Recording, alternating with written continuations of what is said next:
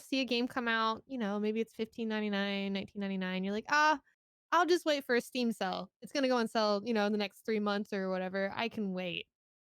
Um, and when you do that, sometimes maybe you forget the game even came out. You're like, you put it off. It's gone to the back of your mind. You find other new shiny games to play. So you forget about that one that you wanted to pick up because you wanted to wait for a sell.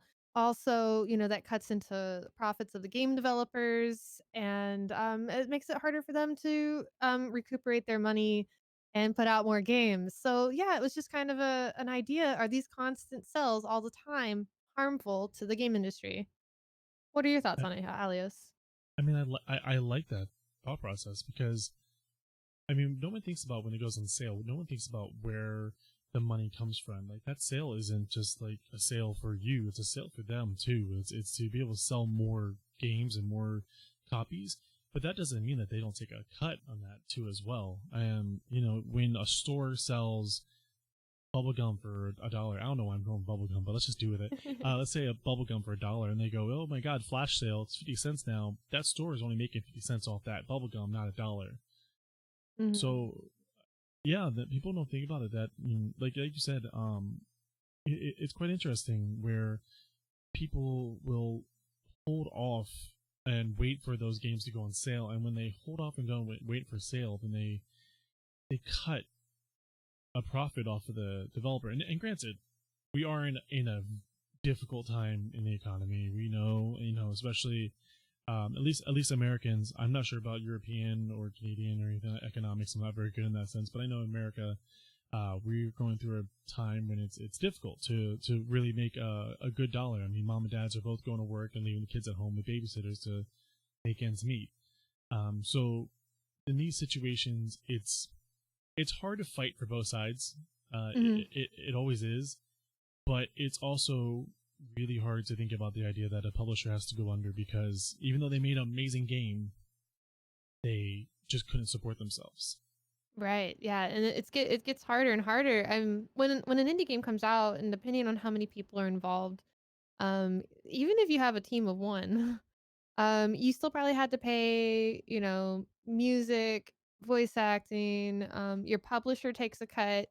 The platform that you're selling the game takes a cut. Then you have to pay taxes on the income that you make. So at the end of the day, those 2 or 3 years that you put into developing this game, all the money you put into it, all the time, are you able to recuperate? It's really a tough market out there. And of course, on the player side, yeah, we want to get a good deal on these games. When I get a game for $5, I'm like, yeah, that was a solid deal for me.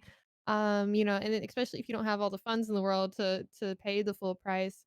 Without the gamers, there won't be developers and publishers. So it's kind of a tricky area to be able to get the game in your hands at an affordable price, but also recuperate all the time and effort and money you put into developing a game.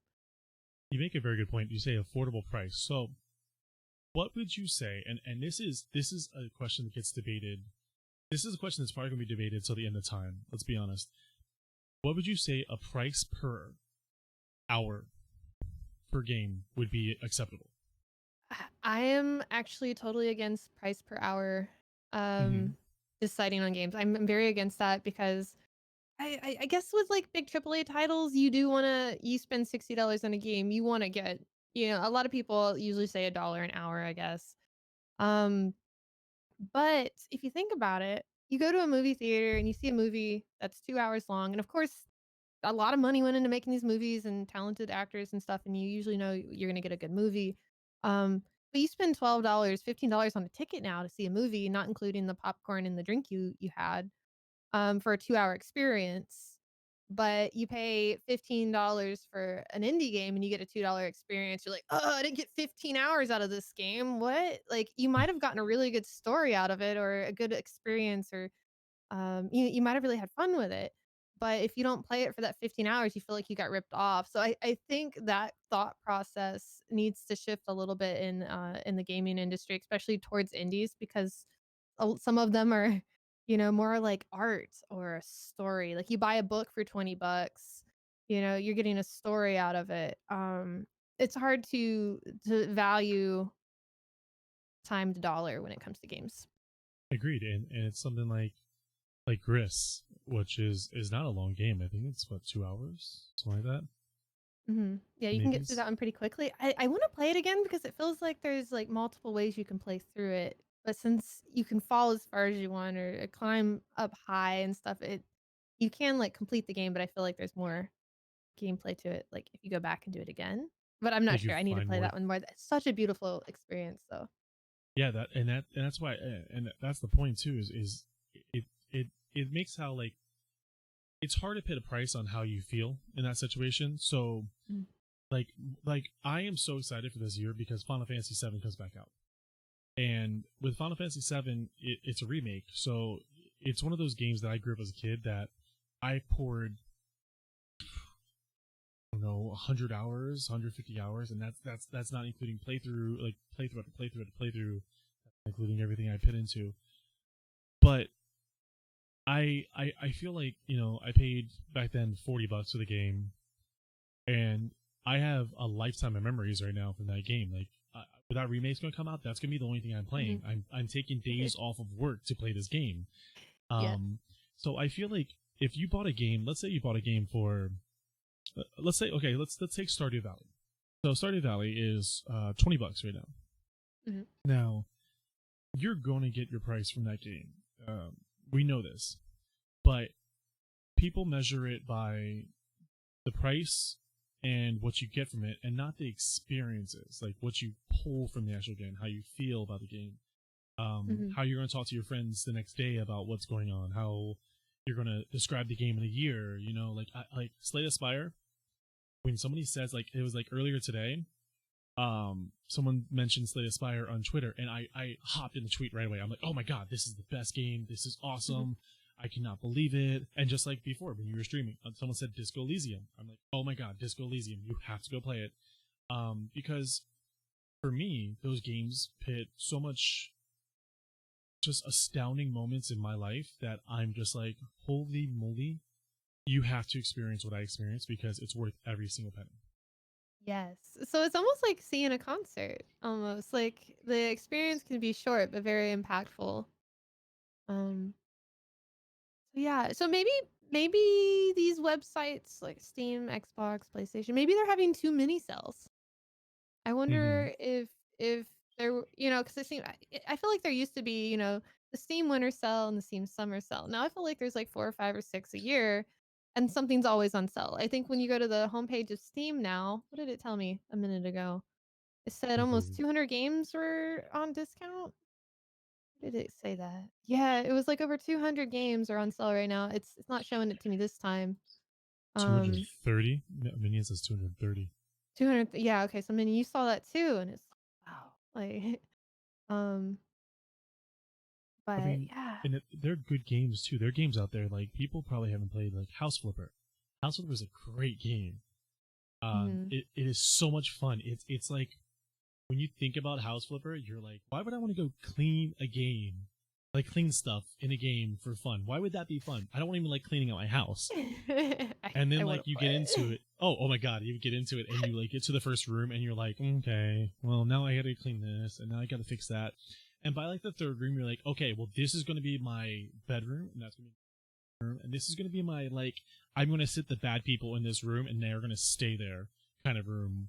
Like Mhm. it really becomes like an obsession. And then they added, my favorite thing is they added gardening and they added all these, so now you can just make your whole house amazing. And House Flipper is obviously about flipping houses, so you want to make the best Mm. house ever and flip it for as much money as you can. But honestly, you get stuck in that first house and you're just like, no, this is my dream home. I'm gonna how it is. I'm I'm gonna keeping build it. it beautiful. Oh god, yeah. I think I spent maybe 4 or 5 hours that first home, and you're not supposed to do that. Oops. You're like, "I just wanna have house remodeling simulator now." So Yeah. yeah, it just brings up an interesting point. Like, should games wait to go on sale after the first year, or maybe not in the first 3 months? It shouldn't have a discounted price. I wonder if there's some better, healthier habits that there could maybe be formed within the in the cell market that's happening right now, where it just seems like everything is just we all wait for it. And I think another good thing, if you all are are like, "You know what? I do need to wait. I'm trying to save money. I don't wanna pay the full price. I'm gonna wait for the sale." Don't forget to add those games to your wish list. That way, when they do come around and the discount does pop up, you won't forget about the game. Because so many come out, like, constantly that you forget about the little gems and stuff that you really wanted to play, and they just kinda get pushed to the side. So don't forget to wishlist games. That's a really great way to support indies, prior to launch and after. Hmm. That's a very good point. And going into our next topic, don't forget that Game Pass is probably one of your best options to be able to get games. It really is just, it's worth every penny, and it changes every single month. It really is worth everything. And B actually Mhm. co-founded a group that I'm a part of right now. And B, if you want to talk about it, go ahead, please. All right. So if you all haven't heard, we started um an event, I'd like to call it, called Indie Day. The first and third Saturdays of every month, a group of streamers gets together. We vote on what game we're gonna play, and we all play it during that day, the set day that we have scheduled. So we have one coming up this Saturday. We're gonna be playing Children of Morta. But we've played games in the past like Untitled Goose Game, Sparklight, various other titles. We've been doing this maybe what 3 months now, Halios, roughly, I think about that. Yeah, that sounds all right. or somewhere 3 or 4 months now. But we're slowly growing, and the more people who find out about it, they get really excited. It's sometimes it's hard in the streaming space to break out of your regular games that you play. Maybe you're a Call of Duty player, Fortnite player, maybe you only play like MMOs. But you want to play these cute little indie games that come up. You'll see them in your Twitter feed, and you're like, oh, I really wish I could stream that, but it doesn't fit your community style. So having this indie day, I think, has really opened up a door for people who have a certain game type they play on their stream. But hey, guys, it's indie day. We're gonna participate. It brings variety to Mixer. It brings streamers together with similar interest, and it supports these really cool indie titles that are out there. And since it's only 2 days a month, it's not super invasive into your schedule, and you can participate or not. It's not a team. You don't have to be there every week. No one's gonna get on to you because you missed one. We try to keep it really loose and fun for everyone to play and join when they wish. Would you And I like to always talk say, about our game this Saturday that we've picked out? oh yeah, let's definitely do it. And I like to add to that too, but especially with budding streamers, and I know that well, Fluffy just hosted the channel, which is awesome. Fluffy is somebody that I've known for years now, and he is besides a phenomenal moderator, someone I could never ask, a best friend. He's a person that started streaming, and he's somebody that has tried to absorb as much as possible in the realm of streaming. And I think that the big thing that you have to take a by is when things like this come up, when opportunities like this come up, participate as much as possible in things like this, because not only will this get your name out there with other streamers, you never know that you could be streaming Children Morta for Indie Day, and the developer would come by and be like, "Oh wow, this person's streaming my game. I love it," and you never know where this could lead. Um, Mhm.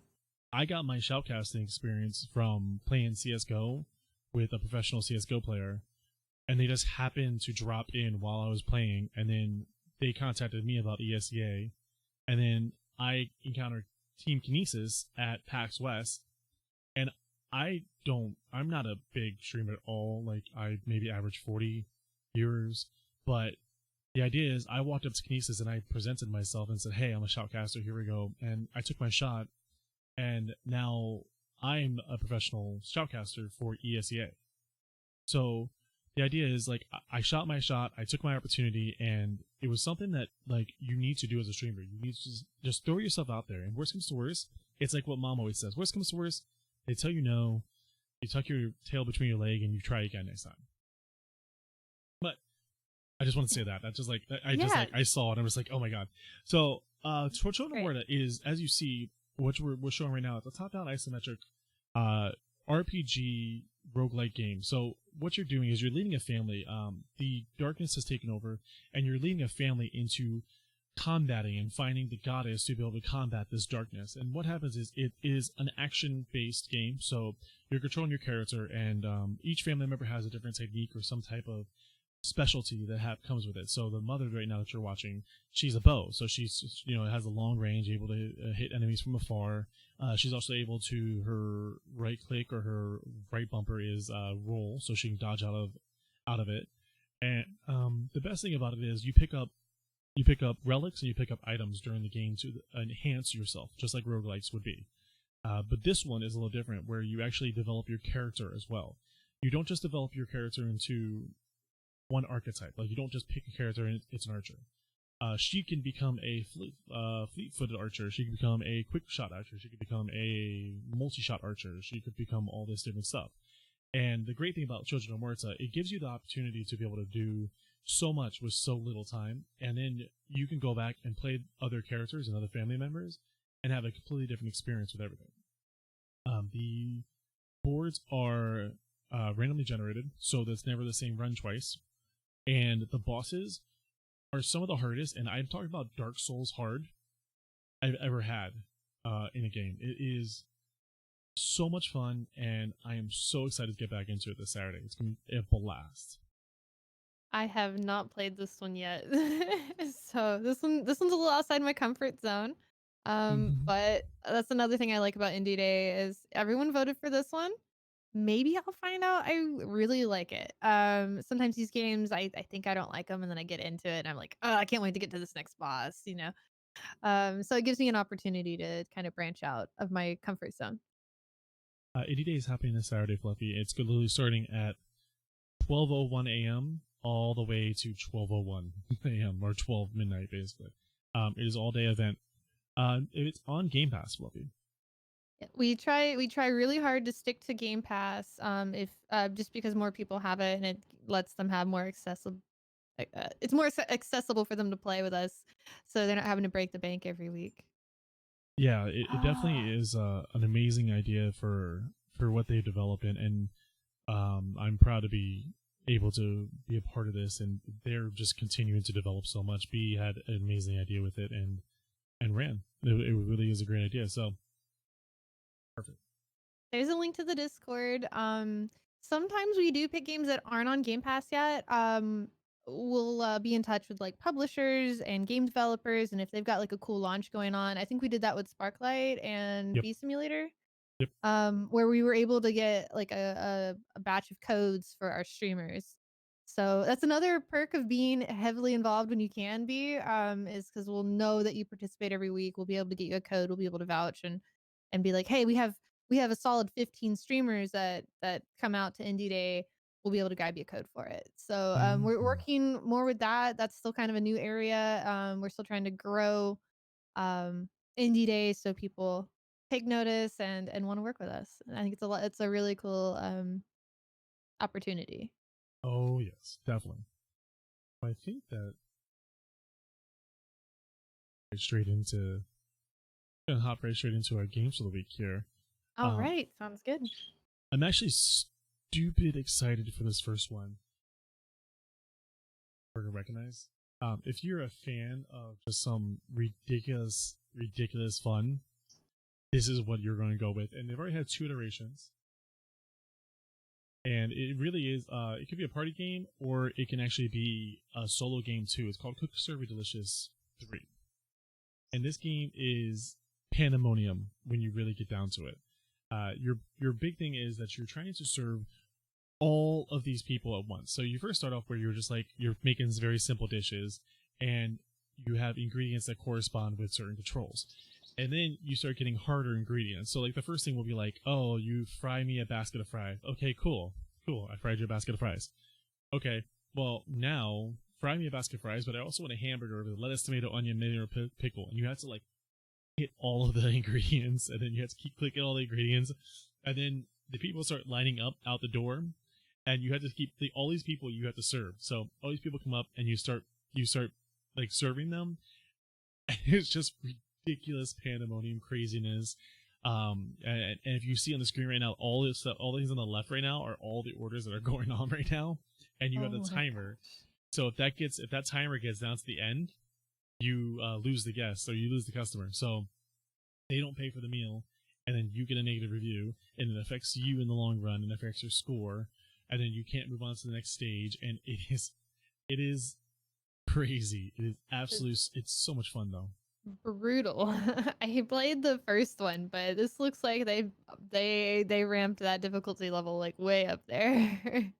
Oh my I god, love yeah. that it looks like we're in like a food truck. I know, right? It looks like that's probably the theme for this one is the food truck. It looks like they're going around America because I see like license plate. This actually comes out tomorrow. This actually hasn't even hit yet. Oh, it hasn't hit yet. Oh my goodness. Yeah, so this comes out tomorrow. But it's looking like you run a food truck this time, which the other ones where you were going to like city and city or stop and stop. So this one's a little bit different. And as you see, they're actually prepping for the next. So you have to actually, while you travel, you have to prep for the next stop, which Oh is my god. yeah, it's ridiculous. It's That's absolutely that's ridiculous. the next level right there. I know. They're like, you know what? We're just gonna get everyone ready for their own food trucks. We're just gonna move them on. Here we go. You're ready. Just going out there in the world and start your own. Love it. I'm gonna drop the page for everyone who's hanging out in chat if you'd like to go check the game out on Steam. And this is from Vertigo Gaming. It is. They are usually at PAX, so if anyone's going to PAX East, always stop by their Okay, booth. so I can. Yeah, That's with cool. the Vertical Gaming show usually has a really good showcase actually. See, I'm trying. see what else they have out. Yeah. They have a big lineup actually. I haven't played any of these games though. New releases, top sellers. You can totally pick up Quick Serve Delicious 2 for only $2.49. It is on the Lunar Cell right now. The other one's only like number And two's only oh like my god. $4, isn't it? Yeah, I wonder if they might do a bundle. I usually like to pick up the bundles when games have like multiple ones. Y'all, they have plushies available. Oh my god, they're too cute. Actually, now I remember Vertigo. I remember Vertigo games now because they have this game that I would be terrified. It's called The World of Diving, and Underwater stuff. yeah, you go underwater, and I'm like, no, I'm good. I'm good. No, you can go ahead. Yeah, no, turtle, you're good. You're good. Thank you. I am not good with underwater. Oh, my brother wasn't either. So anytime when we were playing like Tomb Raider and Laura needed to go underwater, he would like grab me to come play it. He would Oh, not get some of the oh. barracudas. And you know what the funny thing is, too? Atlas has maybe even worse because Atlas has sharks, whales, octopi, squid, all these things that like get a hold of you in the water. So what people like to do is on the boats they like to push me off the boat and watch me squirm, and I'm literally like goosebumps the first time I landed in the water, goosebumps shaking. I'm like, get me out, get me out, get me out, come, terrified. Panic. Yeah, just pure like Oh, no. I don't want to be here, I don't want to be here, I don't want to be here. Like I almost logged off. I literally was like, nope, bye, see ya, nope. I'm out. Oh, this sounds terrifying. I think you're next, love. I'm next. Which one are we doing next? I Cat think Lady? Cat Lady. Yeah. All right. So this game is so cute. There's many reasons I like this game, but it just launched October 17th from the developer Rose City Games, and it was co-published by Viz Media. I've been following Rose City Games since their first game they launched, which was World Next Door, which was a lovely lightning fast puzzle battles with like visual novel aspects. Really cool storyline. But Cat Lady is one of their latest launches, and it is a rogue like twin stick shooter. Is that how you would a dungeon crawler? I always get like my roguelike and dungeon crawling things mixed up. I But feel like a lot of anyway, things are roguelike these days, so you're good right. there. Yeah, so basically, think games like, Binding of Isaac-esque. So you show up at your grandmother's house and, grandma's missing, and, the cats are talking to you, and we all know cats can't talk. So you're a little, like, freaked out at the beginning, but you have, 2 little kitty cats that kinda help guide you into the, basement to go, find grandma. And, so anyway, you end up finding grandma. Spoilers, I know. But, you have to figure out what has caused all these cats to start talking and, all the monsters and stuff that are popping up in the basement. There's a lot of, like, teddy bears and weird creatures down there and ghosts. Um Animorphs. What I really like about this game, it's like I don't really usually enjoy games like Binding of Isaac and things because it doesn't really tell you what the weapons do. You're kind of confused most of the time, and if you don't have a chunk of hours to put into it and understand how each area works, it can get a little frustrating. It's not as accessible to me as cute adorable kittens and puppies. Um, what I really like about it is when you pick up a cat, it tells you what the cat does, what kind of weapon it is, and, you get 2 of them. So, it's important for you to know which to combine the cats that work best together. So, maybe you have, like, a long range kitty cat, and then you have one that, maybe distracts the enemies around you. There's a whole bunch of different ones. They all have their own names. So, instead of being like, "Oh, I picked up this grenade launcher," I'm like, "Oh, I got muffins again." Like, I can remember what the weapons do because they have cute, adorable kitten names. Um, God, I love it. Morticia, is one of my favorites, and she is a dog. There is one dog that lives in the house, Morticia, and she goes around and she licks your enemies to death. Uh, so the softness of this game made me really enjoy this game type where I normally wouldn't because normally they're kind of dark and gritty and just like really action packed. But something about the soft cuteness of this really opened a game like this up for me. And I feel like Rose City has been really good about packaging these games that way. Oh, you love Nelly. Nelly is so cute, right? Um, I agree there, so actually.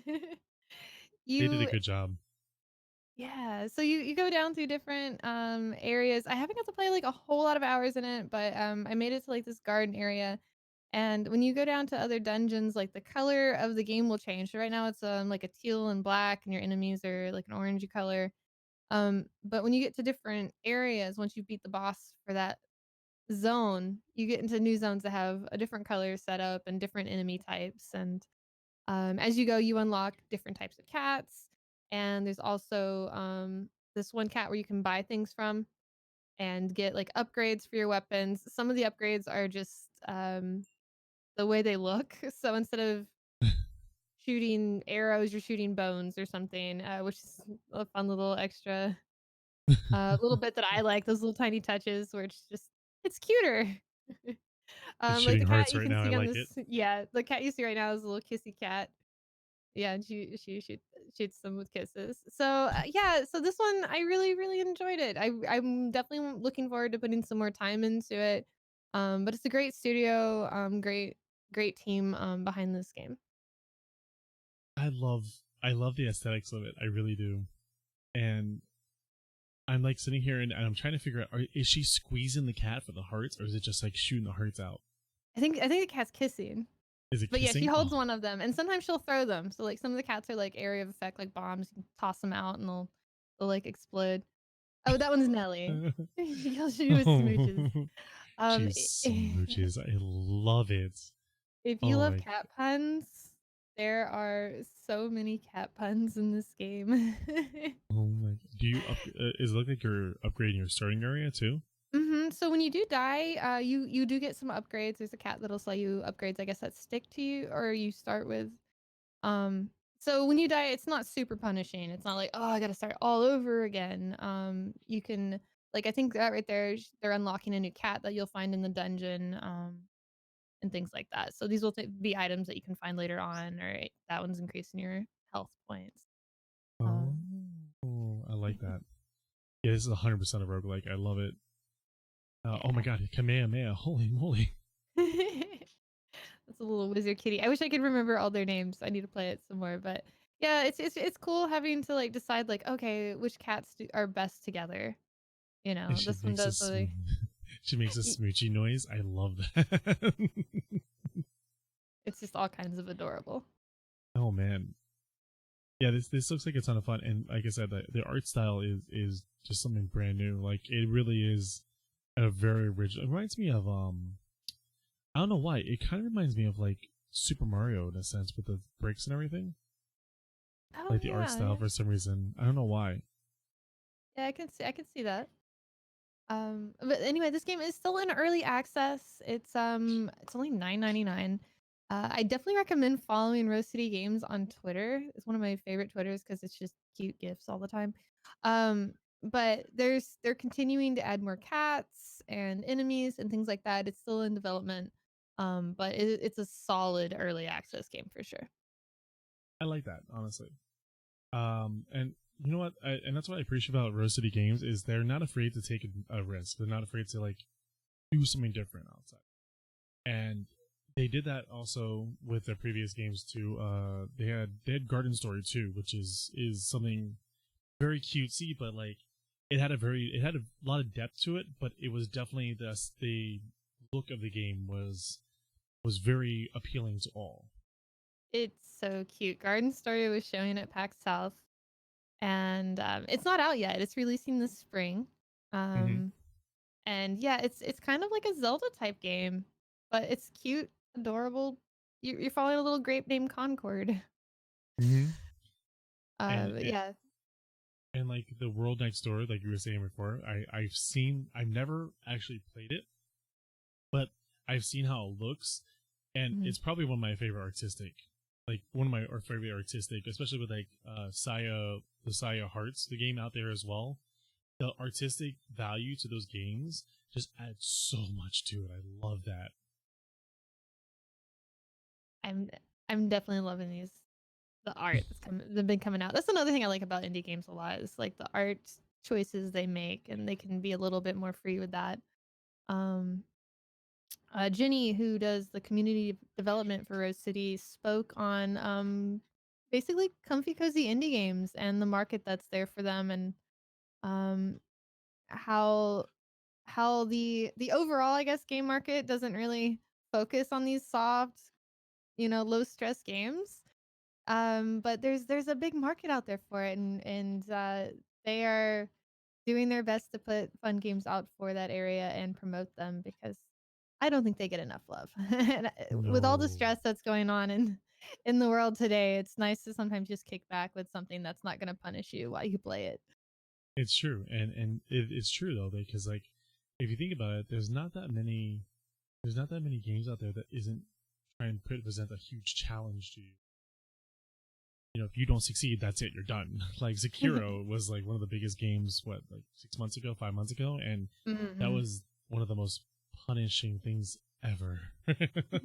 Sometimes that's what you want to sit down and play, but yeah, games they always want to, pit you up against your friends and you got to keep up with them. And if you don't play Call of Duty every day since the day it launched, like you fall behind and what's the point of playing anymore? And Yeah, that added B. stress isn't Yeah, B. You're I falling behind. know. I fell so far behind and I don't even want to play anymore. Hmm. You'll get back. Promise. I I will. Yeah. I think the next game that we're move on to is called The Pedestrian, and this is probably one of the most unique games I've ever seen. Again, like we talk about aesthetics and we talk about how games look. Oh, I've been This following this one. Oh, this one I follow this one on Instagram. this is a game that comes out tomorrow, and it is so original to how it is, like just how it looks, how it plays, everything. So you are a stick figure going through roadside signs on the way through the city. So you're literally going through the city. You're going through like hazard signs. You're going through all this stuff, and all you do, as you see, when you walk through, you link these signs to be able to travel through them, and then be able to move on to the next pair of signs. And like when I first heard about this game, somebody explained it to me. I'm like, oh, you're walking through signs. That sounds that doesn't sound interesting at all. but then like they explained the concept to me where you're like, first they showed me like what it looked like, and I was like, oh, okay, that's kind of cool. Like I wouldn't expect you have this whole big canvas and all your focus is on the signs, and then they showed me like what you have to do to be able to accomplish it and all the actual puzzles behind it, because it's a giant puzzle platform, and it's just one of those things where playing it, and I got to play the demo, is completely different than actually seeing it. Playing it is such a joy. It's such an enjoyable experience because it's one of those things where it's like, oh my god, here we go. Like this is gonna be the most frustrating thing ever, and you get it, and you're like, okay, we're awesome. Now we're gonna move on to the next one. Let's go. Like here we go. I absolutely loved it. If you guys haven't, actually, there's a free demo out right now for it too. Actually, Oh, so sweet. Oh, I love you that. I love when there's little demos because, like you said, sometimes games you can look at them all day long, but until you pick up that controller or the mouse and keyboard and you play it, like sometimes it doesn't connect. You're like, oh my god, this is so good. This feels so good, and it really kind of drags you in there. what also the thing, and we talked about this. I think it used to be where you used to get a demo of almost every game. Like every game used to have a Hmm. demo. Companies drove you to their game, and this was before the early access phase and all that stuff that was going on. You used to be able to go play a demo and go see if you like the game. And now the industry has leaned towards early access because it almost guarantees them a sale. Hmm. So they, instead of being like, hey, we've tested this game and we don't have that many bugs. Like, here we go, not a big deal. Come play the game, come pay it. You're paying for your complete game. Now they're like, okay, well, we're in early access. We're gonna be adding more things to it, but here's the base game, and we'll keep adding things as you go along. Which I'm very iffy about certain things like that. Hmm. It's kind of like having a Kickstarter. Like you back the game early, so you get the game, but you are taking a risk when you do that. I guess, just seeing, other people who've played it, see what their reviews are on it, check YouTube, see if it's something you like. Sometimes we have to take these risks to support, some really cool games out there, but I do see that being kind of kind of an iffy situation, like, "Oh, do I really wanna get in on this early access? Is it worth it? How long is it gonna take it to get out of early access?" Um, And that's the that terrifying thing kind of thing. too. With everything going on, you don't know if these games will ever reach outside of early access. Sometimes, um, Mhm. I was speaking with a fellow streamer the other evening where there's a game that we both enjoy called Miscreated, and unfortunately, like, and this is going to combine two of the things we've talked about here. They sold off really well in the beginning, and then when they sold out really well in the beginning, they were able to develop a game. But as the game went along, and things need to be bought and things need to be that, their sales went down, and they weren't able to support the game anymore. So they left the project open. So one of our Ooh. favorite games ended up just not being completed ever. So we purchased this game. It was a $35 game that Mhm. they ended up shutting down servers for, and we weren't able to experience the game as much as we wanted to. And it was, we weren't mad, but we were upset about the idea that we couldn't play it anymore. Yeah, that's definitely a tricky situation, especially when it needs to have continued support. Mm-hmm. Um, for some of these games, it's like, yeah, I pay $15 for the early access, and it's basically a complete game, and we get like bonuses later. But yeah, when you have games where you have servers and other things that need to be maintained and people need to be paid, that definitely gets tricky. But yeah, It I gets definitely super crazy. would love to see demos be more available. I think having those little bit of demos where you can try the game without buying the whole thing, is nice and gives you a feel for it. Yeah, I think that's I'm seeing more and more demos start coming out lately, and I feel like that's definitely the way that they should be heading out now. Is Mhm. it gives your player base a chance to be able to see if this is the kind of game that they want, and it also gives a chance to be able to show people, hey, this is the project that we're doing, and this is where we want to go with it. So let's see, support us here, and we'll be able to support you in the later run. So I Sure. like it, but like I Especially said, games that demo well. Some games don't demo well at all. So it oh makes no, sense no, for no. some games not to not to. But a game like this, you play a couple little puzzles. You're like, okay, cool. I like this. Like, I definitely want more of it. I'll drop. Oh yeah, and I just love it. I love it because you're just going through a construction site right now, and it's just so good. I love the It's so good, environment. right? And now they've introduced where you're actually moving the actual signs around, and now you Hmm. have to link the signs up, and you have to figure out what piece goes with what piece, and then you have to get the key, and then you have to reorganize where the pieces are. Oh my gosh, it's so good. I'm a sucker for these types of games, so I'm so down for this.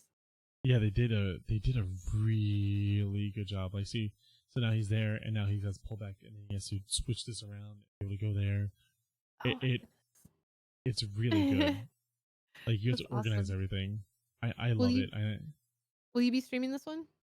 Yeah, definitely 100%. This is gonna be. I'm gonna try to get through this whole game. I know it's gonna be an interesting one, but I'm gonna try to my best to get through it. Yes. But Oh, that'd be awesome. We'll have to catch it. yeah, this game I think is gonna be.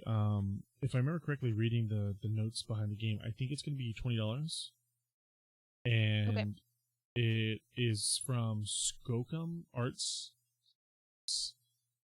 which is a studio I've never actually heard about. I think this is their first game. I At think least so too. the studio, the studio's first game. Um, Hmm. Very Yep, cool.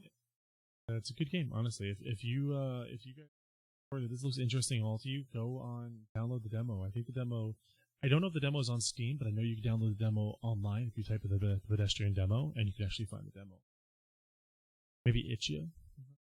I'm looking on it right now. But also, if you can buy games on itch instead of Steam, they usually give the developers a better cut of your money. So Mm-hmm. I always encourage checking Humble Bundle and itch for sure. There's itch. There's the demo right there, so you guys can definitely check that out. Um, yeah, that's a little Definitely. fun.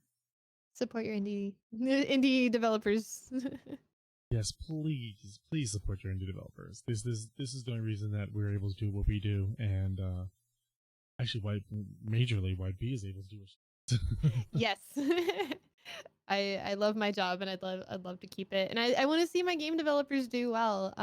My position at Whitethorn Digital is community management. So I'm not making the games, but I'm helping them with social media and finding streamers and reaching their market cuz when you're developing a game, you're really just focused on doing that. You don't have time to build that community that you need to sell your game to find the people who are going to love your title. And I just love seeing the developers go from making it to getting it out there and all the heart and stuff they put into it. It's really magical. I love going to conferences and meeting everybody and being a part of it. I don't blame you at all. That's the best part, honestly. Discord. He said, "She said Discord has a good cut." I think Discord has gotten out of the. They shut it Uh, down, didn't they? yeah, they shut down the game area. If you have games for Discord, you can still play it, but um, it wasn't profitable for them. I You don't can know. still Discord is so hard to navigate. Like when they do add new things, they're not like in your face, like I go to my Oh yeah. Discord rooms, I go to my chat where I've got like private conversations, but I didn't even know the game thing was there. And then they were like, "Hey, we're taking it away." And I'm like, "Wait, I didn't even know we had it." Hopefully they can rework a way to I guess communicate with their users a little better. Yeah, and you're right. It's incredibly, and that's the number.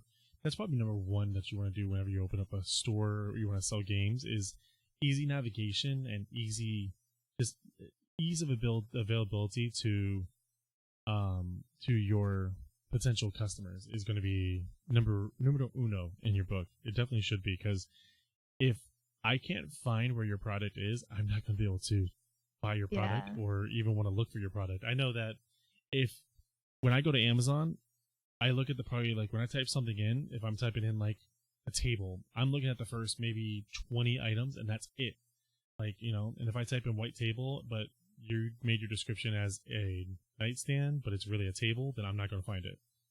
Mhm. I don't know if that was a good example, but I just Yeah. like. Well, I mean, we go to Discord to chat with our communities. We don't really think I'm gonna go to Discord and play video games today.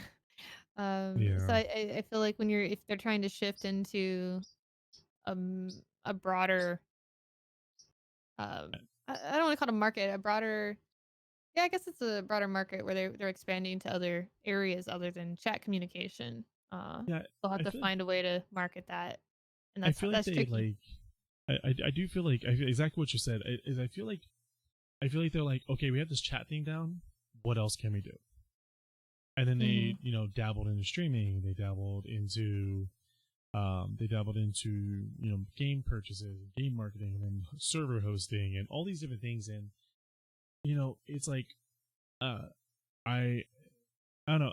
I feel like companies are smart to do that, but within their own realm. Like Amazon was brilliant to do what they do with selling items. And then they were brilliant to do, Prime with Twitch, which is buying Twitch, and then they added a feature to, Twitch users to be able to do, hey, you get Prime and you can actually participate with Twitch and get things on Twitch. And then they created a movie studio, and then they started designing movies, and then they developed one of the best series with Jack Ryan, So I feel like when you develop and when you invest into things that you already know what to do, or you already know what you're going to do, and you have a direction, I feel like it can make your company soar. Hmm. And I don't feel like Discord was ready for that. I feel like they jumped into the gaming market because they saw that, hey, Steam was doing it, but Steam was kind of, doing what they do with the market, and then they saw Epic Games, and Epic Games was like, hey, here we come, we're gonna try to help out with things, and then Discord's like, well, we want to help out more, so here we come.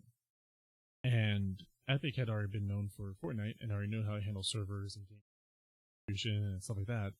Hmm. Um, but then like, here comes Discord, which only really knows voice, and I think they brought on at the time they brought on a community manager from some place that knew how to sell games, but bringing on one person at that situation wasn't feasible, I guess, in that sense.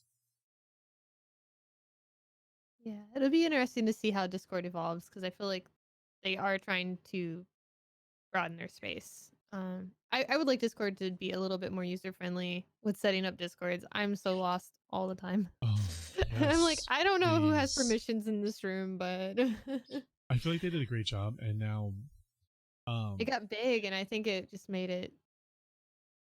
it got really big. But I feel like I feel like they do what every big company does is they got comfortable, and they know Mhm. that they know that it works. Like obviously we're using it to do this, So they got comfortable. So they go, okay, well, we're doing great what we're doing. We don't really need to do anything. Let's just fix things, and let's just sit on what we're doing right now.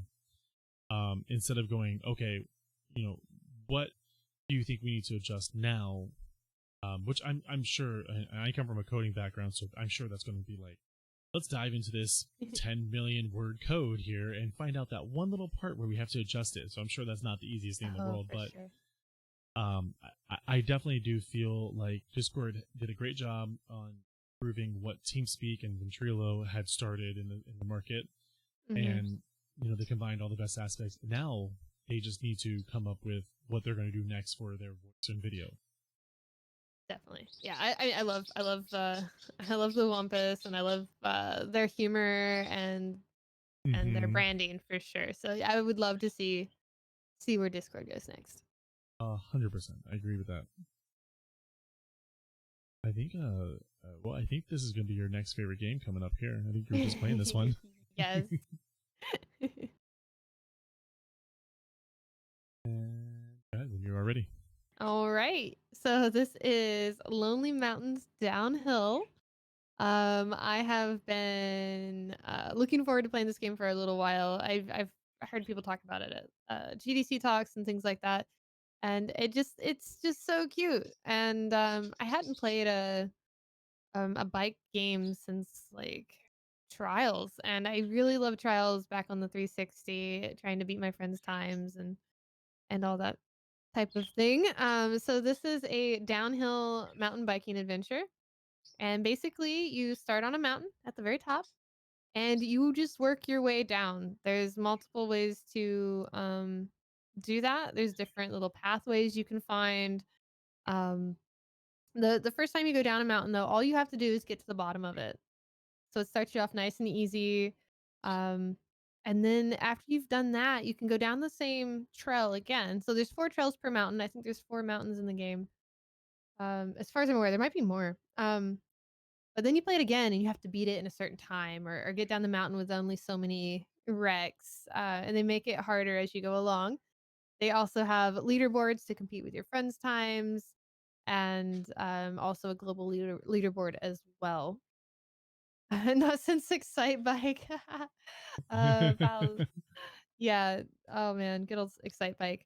But this game just feels really good. The controls just they I don't know, they're connected really well. I love the low poly look of the game. The sounds are really nice. You guys aren't experiencing the sounds, There we go. but That's better. it's river noises and birds and just the mountain. Like you'll go past like a ravine and you can hear the wind blowing through it. And it's almost a relaxing experience even though you're dying a lot. You go down the mountain the wrong way. Oh, and there they go. And then you have to restart from the last checkpoint. I figured we Um, show the bee interactive features here. that was the mountain I got. That's me. Got stuck on there on this map here. um, you get to design your little biker. There's a couple of different hairstyles and facial hair, and you can get different clothing and bike types. As you beat each challenge, you get more bike parts to update your bike. Um, but yeah, I just really enjoyed it. Like this is just one of the mountain types. There's different areas with different. One of them's like foggy. One of them's like a nice fall color. There's like a desert mountain that you go down, so you do get to explore these different environments as well. And like I said, there's different ways to go down the mountain. The other day I was going down, and somehow I ended up on a different pathway that wasn't the one I was supposed to be on. So like I said, the mountains have 4 different um trails down them, and sometimes they cross. And I got on the wrong trail and I'm like, "Where's the next checkpoint?" And I'm almost to the bottom of the mountain, and then I realized I was on a trail that I had been on earlier that wasn't part of the mission I was currently on, so there wasn't checkpoints because I was on the wrong path. There's also free explorer where you can just go down any way you want. Um, but yeah, I really enjoyed playing this. It's when you get moving and get that momentum and you really get into it, it just feels really good. This Yeah, is one of those games where watching it doesn't do it justice. You've got to put this one in your hands for sure. I literally just saw you take this ridiculous shortcut out of nowhere. That was actually incredibly impressive what you just did. I literally just watched you take the shortcut where like the path was going left and you're like, no, there's a little cut in the trees. I'm going this way. And you jumped over a ravine and I think you did an ollie if I'm not mistaken. Like that was uh, impressive as heck. That was really impressive. I'm not even gonna lie there. it feels so good when you find these little shortcuts because sometimes they're kind of hinted at and you just have to risk it. And sometimes you just slam in like to a wall or over a mountain cliff or into a waterfall.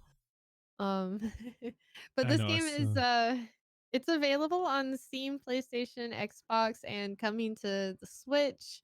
And it is on Game Pass. This is one of these lovely Game Pass games where you can just download it if you have Game Pass and play it. get on it right away. That's the best thing about it too. Yeah, you just get right into it. Yeah, I know 2 Bs in a stream.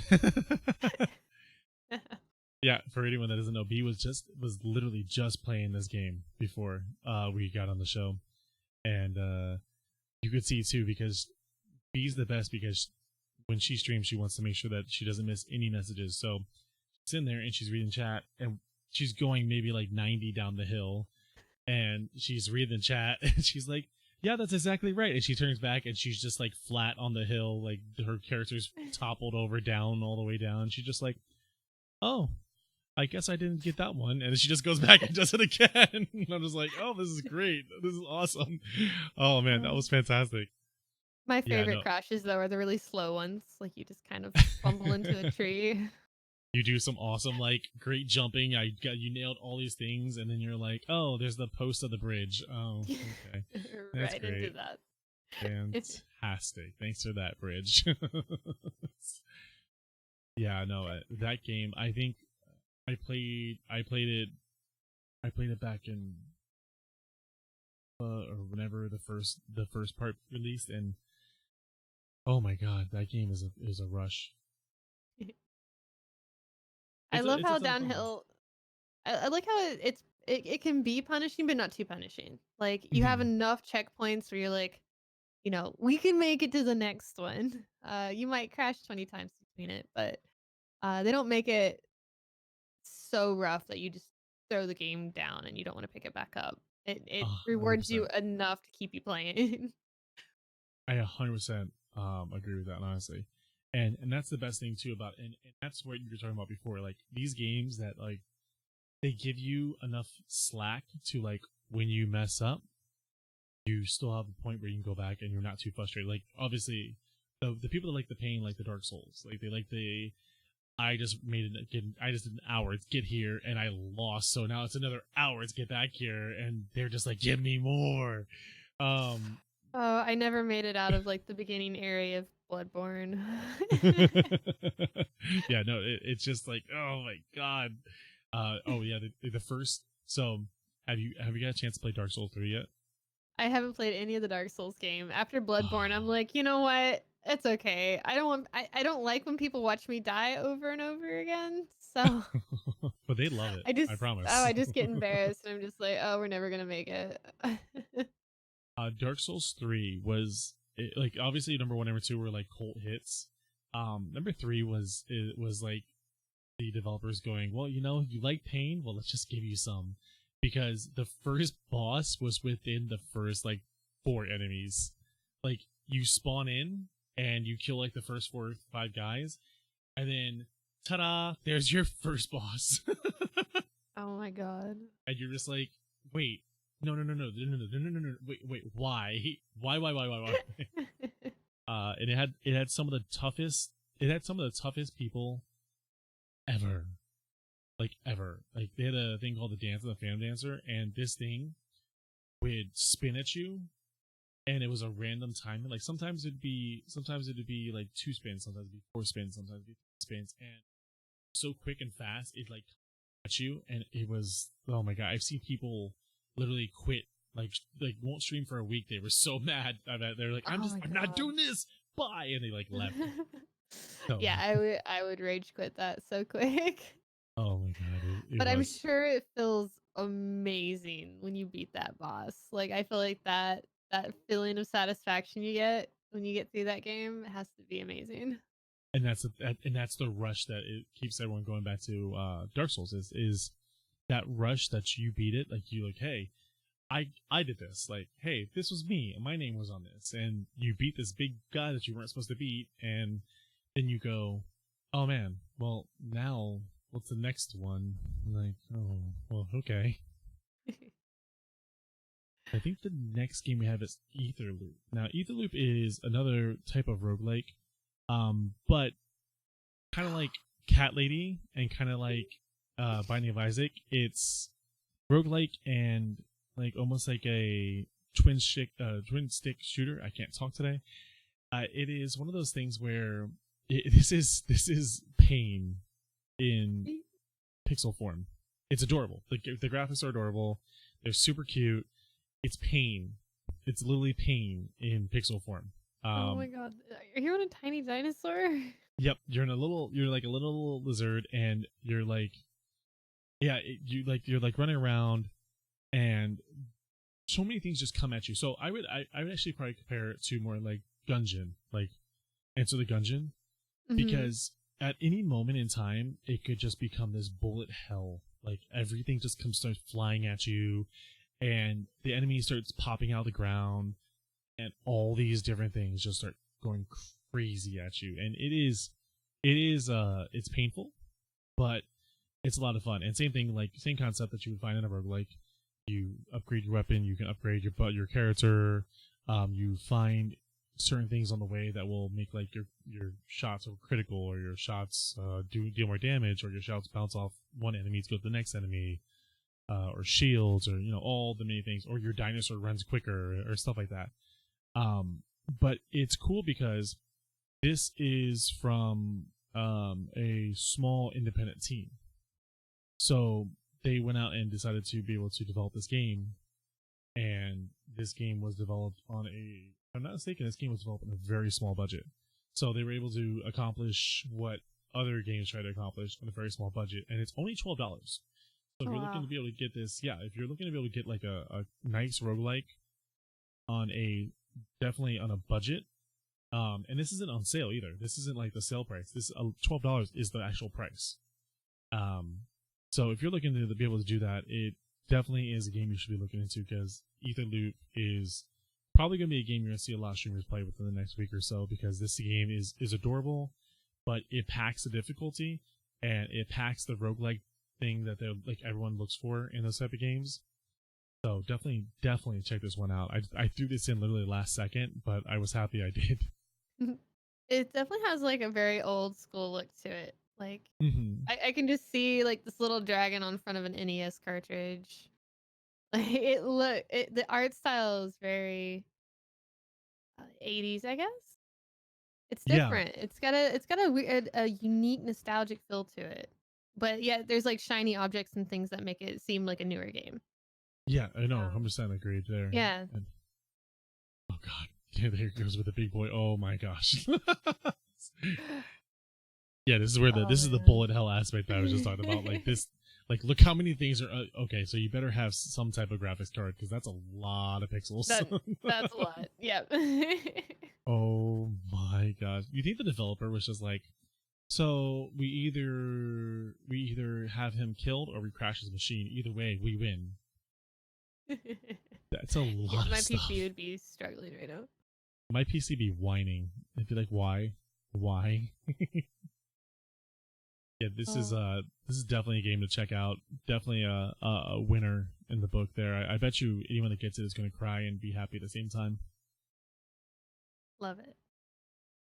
And I wanted to do, like I talked to B earlier. I said that the big thing is we are displaying indies and making sure that we show what's coming up in the future, what's coming out with the world of indies because this is important. But I think what's also important is to be able to talk about things that happened in the past. I talk about games that maybe came out that maybe you might have missed, like little gems that might have passed the community that obviously didn't get any recognition or award shows. Like Disco Elysium was a two-man team,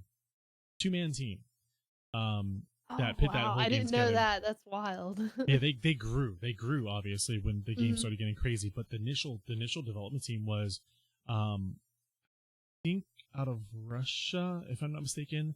But it was a two-man team, and they went to every PAX. They went to every convention they possibly could. They just like they hustled like crazy to be able to push that game, and it was just I don't know if it was a husband and wife, but I know it was a woman and a man that was just pushing like crazy. I can't remember the names off the top of my head right now. But that's the big thing is like Disco Elysium obviously blew up and was like RPG. It beat out some of the amazing talent out there like the Outer Wilds and stuff like that. So it kind of proves that like these little two-man teams can really make a major impact in the world. It really is, and this is a game that is a husband and wife that is amazing here. So the husband and wife put this together, and I think that this is probably going to be one of my favorite games when I get to play all the way through it because my initial playthrough was just kind of like a little bit of like a little tease in a sense, just like a little like, hey, this is how the game works. Now that I get the full game, I can't wait to dive into it. It's called Wildermyth.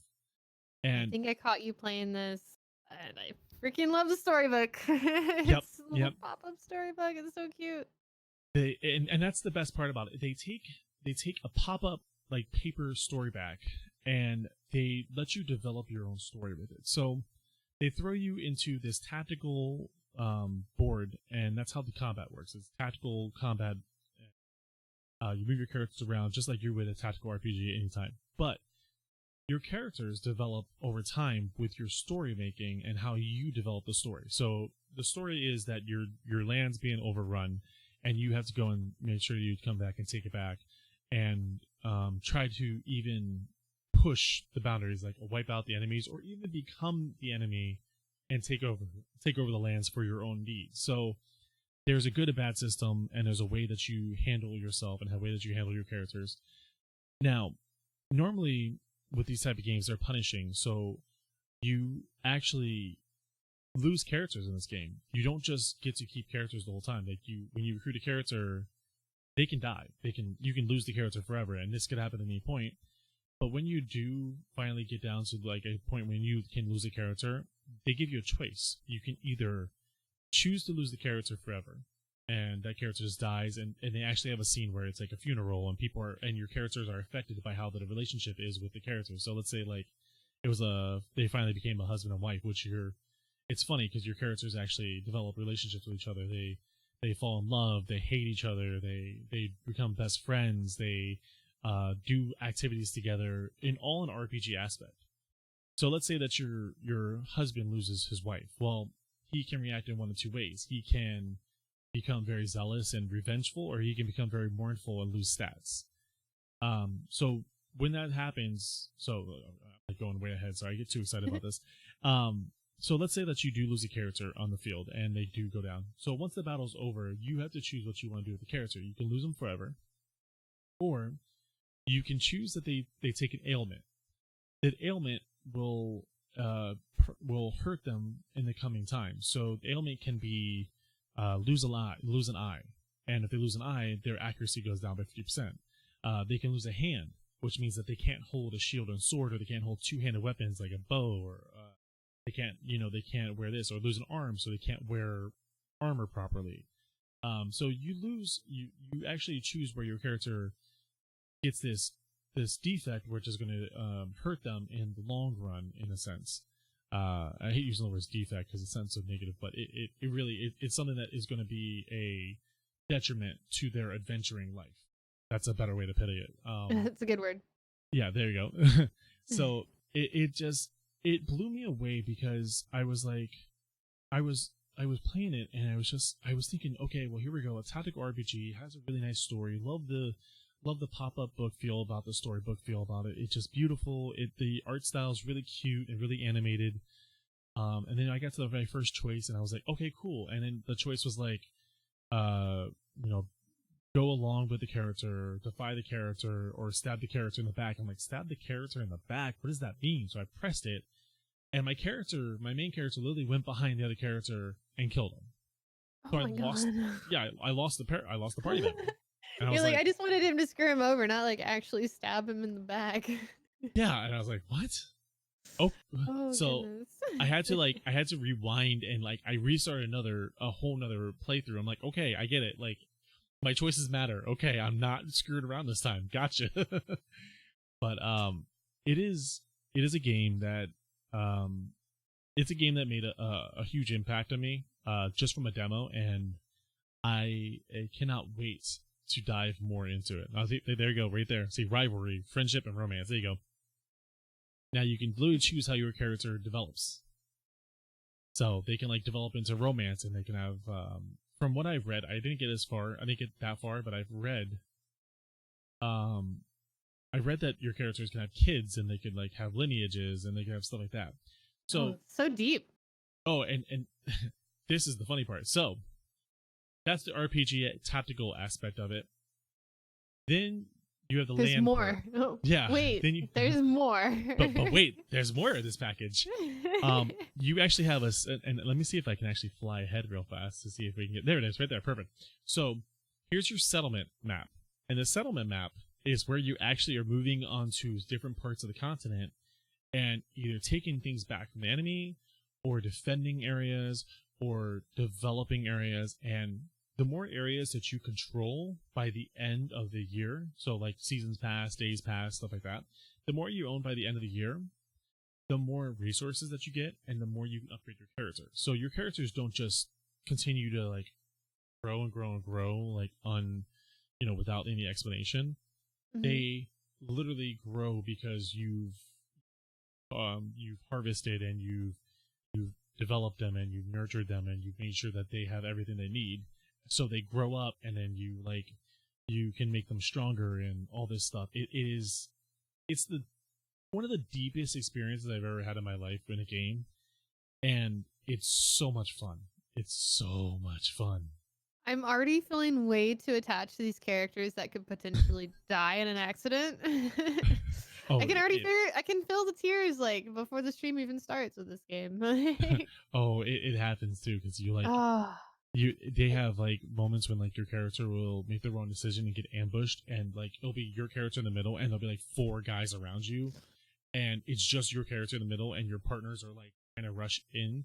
So it's literally like this panic because you're trying to get your characters in to save your other character, but you know that if you push those characters in, they could get jumped and then they could be dead. So it's so crazy. And one thing, and I promise this is the last thing I'll say because I want you guys to just experience this. yeah.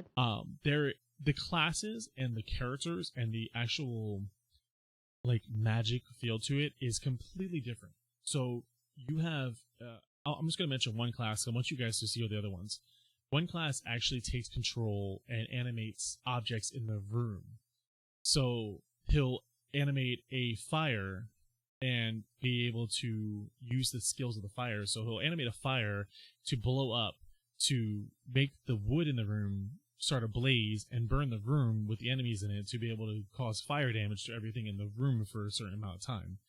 Or he'll break the leg off of a stool to use as a flying, bat basically, and he'll use that to swing into the enemies and fight the enemies there. It is ridiculous what these And guys that's have just done. one of the classes. Like, Yeah, and I didn't even get to like all of them. I got to just that one and two more, but like the level of depth and how this game plays, and I can't say enough about this game. We talk about games that have value and are worth every penny.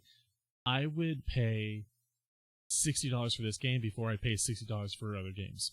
I would pay that mm, in a heartbeat, and it's not $60. I think it's like 20. it's it's $20. Yeah, It's 20. just $20 for all of that, and it's still early access. You're still getting more content. Oh man. And they have a lot planned for it, and it's early access.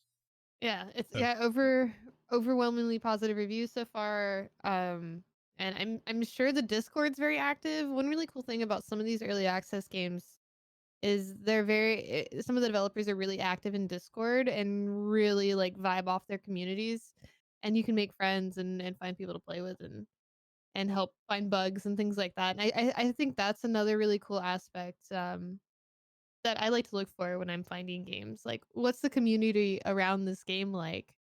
hmm 'Cause you can make cool friends that way and get to know the developers, and makes it way more personal on top of this game already being like super in depth. Um, like I and want to go it play seems it right like now. That's the right? Yeah, thing. I do too. And it seems like a wonderful game to stream since it's telling a story. Like hmm your audience can really get invested along with you and help probably make decisions. Like, do we want to stab this guy in the back? Like, um, it seems like a wonderful game to stream as well. And that's the best thing too is especially with streaming wise. Yeah, that's just amazing. You just can like you can choose as you go along. Like, hey guys, I want you to control the story with me. Come on, like let's choose what we're doing as we go along. I love it. Oh, that's Oh not. yeah. Oh, I really want to get into this, but do I have the time? Like, I feel like it's I gonna would want to dive be, so much time into this game. if I'm not mistaken, and I've talked to the developer, and if I'm not mistaken, oh my god, look at that. Okay, so on itch.io it's a 4.8, on Steam it's a 10 out of 10, by the way. Um, God.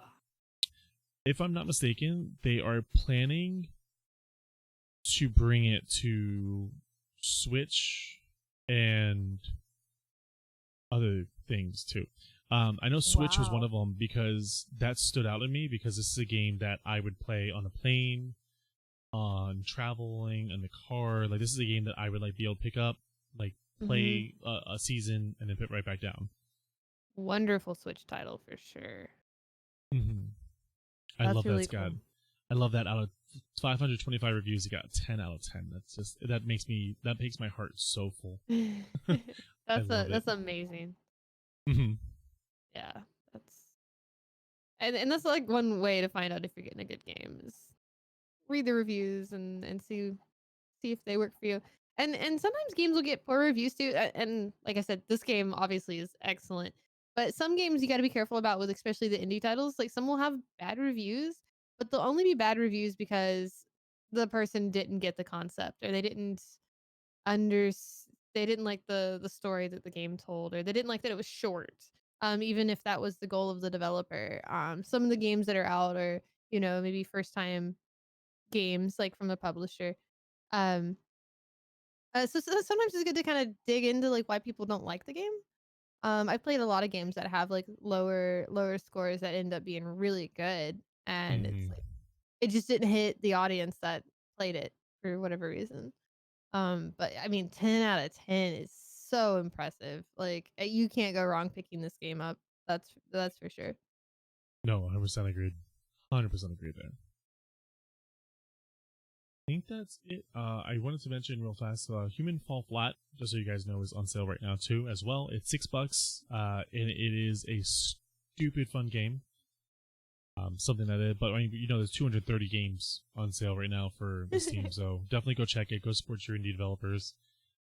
Even with these sales, as we talked about earlier, even with these sales, definitely still buying, still supports them. So Mhm. go Yep. go check And them out and and go see. yeah, this was our promotion of the week. But Human Fall Flat is constantly putting out new content, like new skins and things like that. It's been out since 2016. You can't if you have some friends to play with. I play this game and I laugh until I'm crying. Hmm. A super fun game if you haven't played it, and it's so easy just to hop in a match with your friends and just be ridiculous. Oh yeah, and it's funny because Steam Bear just mentioned he's like Halo was originally a indie, which is a phenomenal point. Um, but even taking Halo, who got picked up by Microsoft and Bungie, the idea is you even have indies that define generations of ours, like, or well, define even years of ours. I shouldn't say generations because really that's not it, but it defines years. So like, if you think about it, last year one of the best indies was Disco Elysium, voted best RPG, but also Slay the Spire, which was the second most played game on Steam for player hours. The year before that, or 2 years before that, was Stardew Valley. Like, these indie games are taking bigger steps than AAA games, and they're doing it with quarter of the budgets, half the budgets, 1/100th of the team. Like, they're doing Oh amazing yeah. things, and the time to enjoy indies has been and is now and will be forever the future. So I'm hoping that everyone gets out there and gets to be able to see some amazing games coming down the way. Yeah, branch out and try them. I know a lot of people want to stick to their like, oh, this game was advertised to me on TV. I'm gonna play it because all my friends are playing it. But branch out. You'll find these little Mhm. gems, and then you can tell your friends, and then you'll be the cool kid that's like telling everyone about all the awesome games coming out. Jimmy told me about You Stardew Valley. definitely I loved it. don't sleep on these games. There's so many good ones. So So many. many good ones. I'm excited Everything. for GDC. They do some or it's not indie game awards. GDC does some game awards. Can't remember the name of the actual. Let me see what the award show is called. Game Developers Choice Award, I think is the one. But yeah, it was like these indie games up against um like um Red Dead Redemption and all these really big titles that were nominated. And then you would get these little games like The Return of the Obra Dinn and oh, what's that one called? I can't think of the names right now. But it was such a cool feeling being there in person and seeing these small studios go up and accept these awards.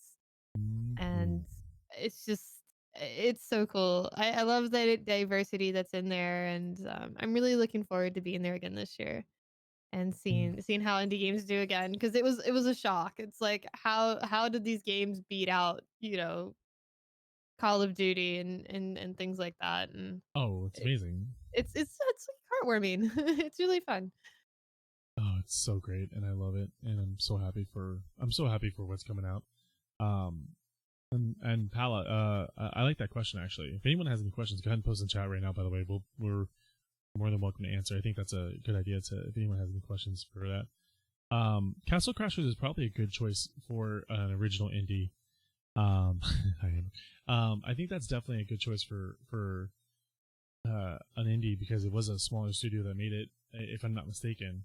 And yeah, Castle Crashers did really well, especially with when 360 allowed them to. Castle Crashers kind of like let them do whatever they wanted to, right? It was created by members of Newgrounds. It was Yeah. developed by the Behemoth, right? Yeah. Yeah, the Behemoth was the developer. Does Yacht Club publish them now, or am I confusing Castle Crashers? I know Oh, I'm the confusing Castle Crashers with Shovel Knight. yeah, with Shovel Knight. Shovel Knight's Yacht Club. Dang. I miss Castle Crashers. I really enjoyed that back on the 360, I know, and they're right? still going strong too, aren't they? They were 10 out of 10 on Steam too. Wait, 10 out of 10 on Steam with 44,000 reviews. What? It's insane. What? That is all Yes. types of what the heck. It was a lot of fun though. It was fun to just get on with the 360 with your friends and just have a ton of fun. Man, oh, now I feel old. Good time. Right? It was so long ago. They made It's funny because but the first PAX I went to, Behemoth made Pit People, and I thought Pit People was going to be huge.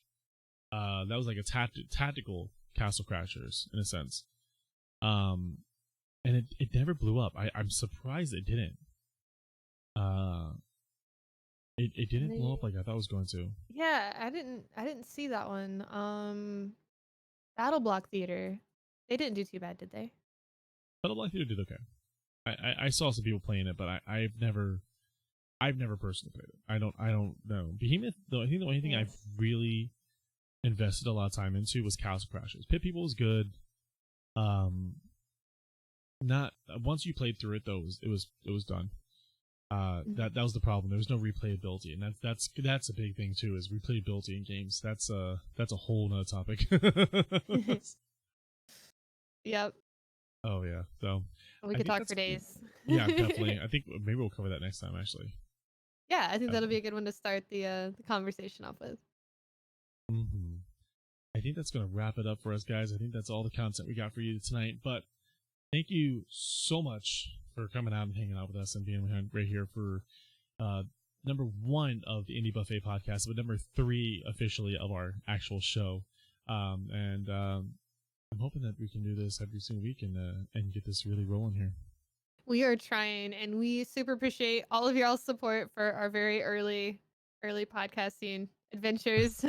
Our early supporters, y'all are amazing. Thank you, Halios, for putting this lovely podcast together today. I definitely had a lot of fun. Oh, definitely. And thank you, B, for being the most amazing host I could ever ask for. Thank Appreciate you. it. We'll see you soon, guys. Thanks very much for coming in. Happy gaming, everybody. Bye, guys.